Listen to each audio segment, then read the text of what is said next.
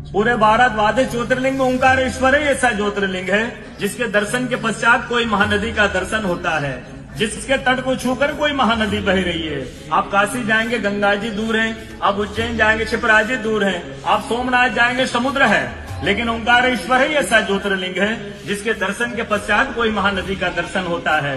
वो महानदी है रुद्रदेहाय विद्महे मैं कलकन्याज धीमहि तन्नो नर्मदा प्रचोदयात्। भगवान शंकर की देह से पसीने के बूंद से निकली है माँ नर्मदा। भारतवर्ष में जितनी नदियां हैं सब उत्तर दक्षिण, दक्षिण उत्तर की ओर बहती है, लेकिन माँ नर्मदा उदय से अस्सी की ओर बहती है, पूर्व से पश्चिम की ओर बहती है। भारतवर्ष में जितनी नदियां हैं उसमें नर्मदा ही नदी ऐसी है जिनके जितने कंकर हैं सब शंकर है। नर्मदा पुराण में ये भी कहा गया है कि नर्मदा जल के स्पर्श होने से जो शिवलिंग निकलता है उसको डायरेक्ट ले जाके पूजा कीजिए, उनको प्रतिष्ठा की आवश्यकता नहीं है।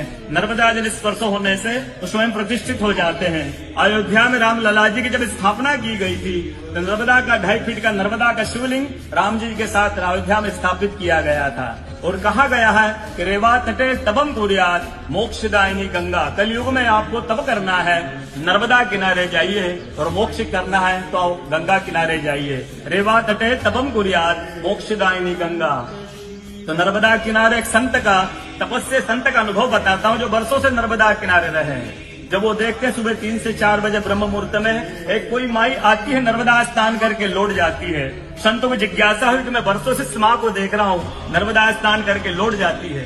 संत ने कहा कि कल मैं माँ से पूछूंगा, स्नान करके लौटेगी। वो माई सुबह 3 से 4 बजे ब्रह्म मुहूर्त में स्नान करके लौट रही थी। संत ने देखा माँ स्नान करके लौट रही है। संत दौड़ते गए, माँ को साष्टांग दंडवत प्रणाम करके पूछा है माँ मैं वर्षों से आपको देख रहा हूँ, अब नर्मदा स्नान करके लौट जाती है, माँ अपना परिचय दीजिए। तो माँ अपना परिचय देती है, मैं गंगा हूँ, कलयुग में शुद्धिकरण के लिए नर्मदा स्नान करने के लिए आती हूँ।